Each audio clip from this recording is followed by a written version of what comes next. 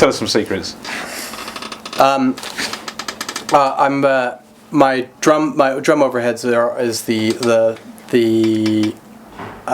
top side. You know top side, or sometimes known as the kind of the Stones technique or whatever, which is using usually two 67s. All right. It would be the typical one, or you can use anything. One over the snare drum here, and the other one actually over here. Ah. And equidistant to the snare. to the three-dimensional ball of the center of the snare. Of the snare. Yeah, and so you actually have to measure it out, and then if you pan them left and right, the snare does more or less stay in the center. Yeah. But it gives an absolutely amazing kind of spread on everything, like the toms and your cymbals, because you really definitively hear your crash. So it's kind of behind the drummer.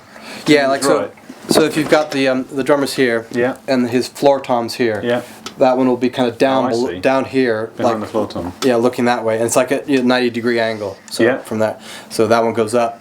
So that's literally straight above the snare, and that one's like kind of looking at the snare, but over there, by the floor tom. And you need the kick and snare mics to sort of balance it out, and you can't look at your meters because they'll all be a bit wobbly. But certainly when it comes to cymbals like ride, obviously because this one's right here, it gets a real kind of definitive ride over there. But it doesn't sound. It's not like putting a ride mic.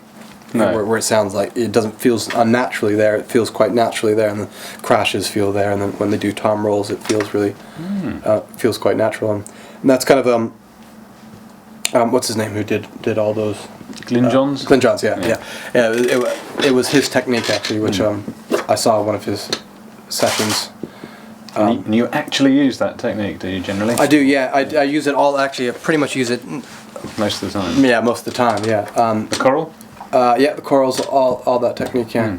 And it's one of those classic things where now that everybody who ever sees me do it now does it, yeah, because it actually does. It does sound really good. Yeah.